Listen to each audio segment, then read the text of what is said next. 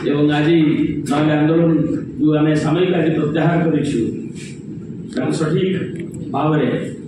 आम यदि लोग न्याय न पाती विजु जनता दल पुणी आंदोलन को ओल्लैब से पर्यालोचना निष्पत्ति पुणी आगामी ये आम आज पूर्व दाबी की दोहराऊँ जे जो घटना प्रवाह जो 100 दिन सरकार भितर जो प्रारंभ पूरी राजभवन में जो आक्रमण होता जड़े एसओ ग्रुप एवं ताको झारखंड जड़े युवक संपर्कित ये जाए माननीय मंत्री मुख्यमंत्री 15 दिन भितर तार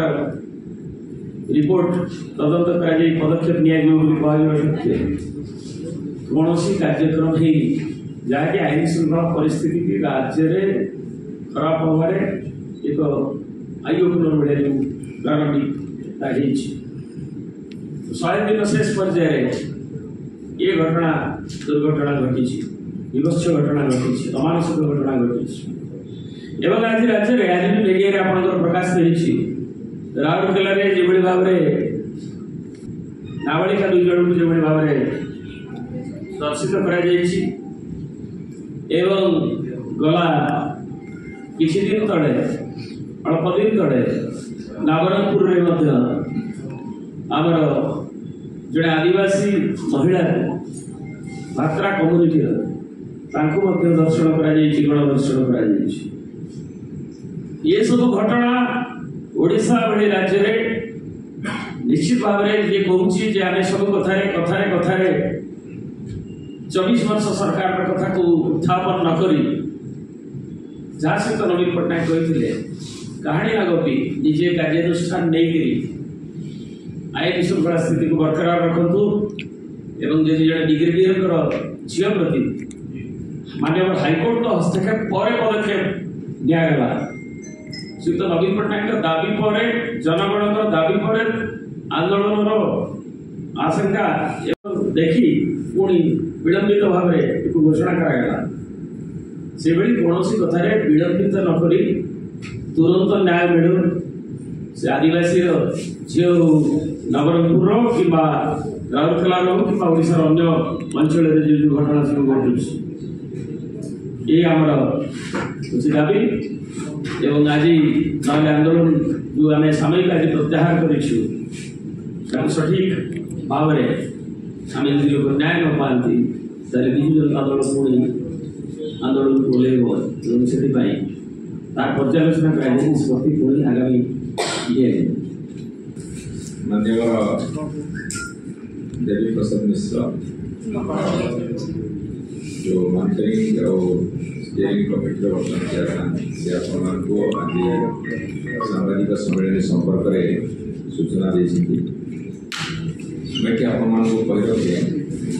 गत 14 तारीख राति घटिया घटना माननीय प्रधानमंत्री गस्त कार्यक्रम को आगे आगे रखी चपेवा जो प्रयास कर पीड़िता को जेल को पठे दि स्वर को चपेवा 18 तारीख में माननीय हाइकोर्ट जमीन प्रदान कले पीड़िता को उपयुक्त चिकित्सा देवाई निर्देश देते घटना लोकलोचन को आसला किंतु पूर्व 17 तारीख दिन जड़े उच्चपदस्थ पुलिस ऑफिसर भरतपुर थाना को क्लीन चिट देले 17 तारीख जो क्लीन चिट देले उच्चपदस्थ ऑफिसर 18 तारीख हाइकोर्ट निष्पत्ति पूर्व 17 तारीख में माननीय प्रधानमंत्री गस्त कार्यक्रम सरी सरकार एक घटनार जो तीव्रता को लक्ष्य रखी प्रथम स्वीकार करगले जे जो पुलिस माने बर्बरचित कार्यक्रम कर दोषी को सस्पेंड कर सरकार दोष स्वीकार कर सारी यहाँ आपण मैंने समस्त को अनुरोध करी कथा को नोट देवे 18 तारीख दिन हाइकोर्ट निष्पत्ति आसवा पूर्व सी सरकार मानिने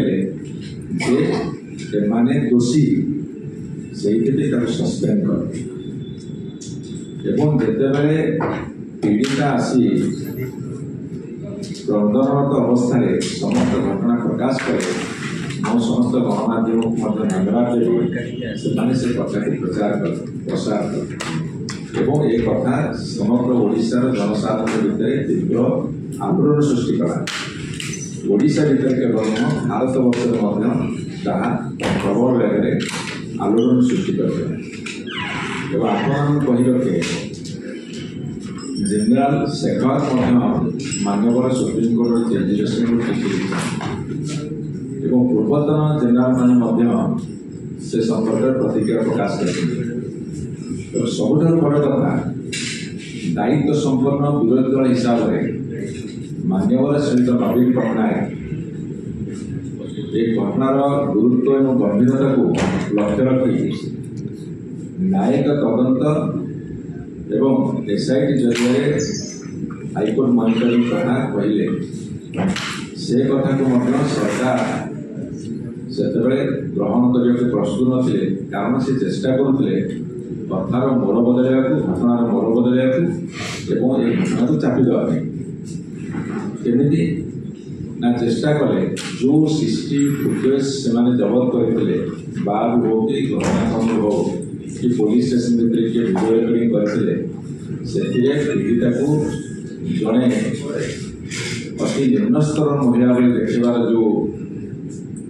कार्यक्रम हाथ को ने ये कथार पर्दाफाश होगापर एवं कथार जिते गुरुत्व और तीव्रता देखिले राज्य सरकार काली राति अधे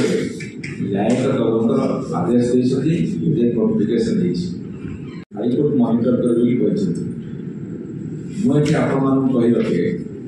विजु जनता दल जो डाकरा देता जेहेतु गोटे दायित्व संपन्न विरोधी दल एवं दायित्व संपन्न उत्तरदायी रहुवा विरोधी दल विजु जनता दल जनसाधारण दाबी जनसाधारण उपदेश जनसाधारण इच्छा को सम्मान दे घटनार गुरुत्व को जेहेतु अधिका ताकू आखिया रखी भुवनेश्वर हड़ताल करने को डाकरा दे ये जो कार्यक्रम आरंभ है साथी सेना बाहिनी कर्मचारी माने जो रिटायर्ड पर्सन सिविल सोसाइटी बंधु माने स्वेच्छासेवी माने विभिन्न वर्गर विभिन्न राजनीतिक दलर जितेबाला तीव्र प्रतिक्रिया प्रकाश करुले समस्त घटना को आखिया रखी काली राति अधे सरकार न्यायिक तदंतर आदेश देती आपको केतोटी कथा कही रखा चाहिए ये घटना घटुची कहीं आज जो राउरकेला खबर आसूसी आप गणमाध्यम देखा दुईटी नाबालिका उत्पीड़न शिकार होती घटनार पृष्ठभूमिटा कौन पृष्ठभूमि हूँ जितेबाला राज्यपाल पुओ जड़े एएसओ छेप पकड़ा मार मार जोता चटेवा एत बड़ जघन्य कांड कला पत्नी कांदिक कहला जितेबाला कौन कार्यानुष्ठान निगला ना जो मैंने गुंडा बदमाश लोफर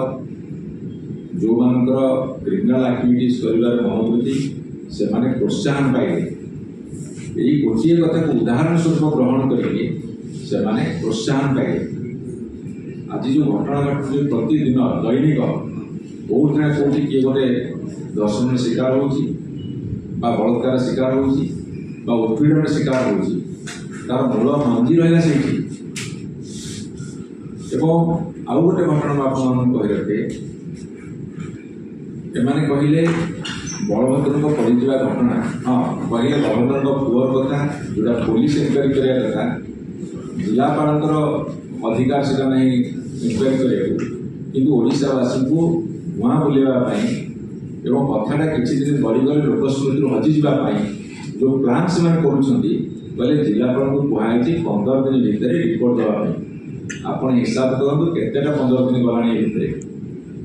बलभद्र महाप्रभु धसी पड़े रिपोर्ट दियो कथा पत्र रिपोर्ट दे पुलिस स्थगित रखागला तेणु ये आम आपको कही रखा आउ गोटे कथा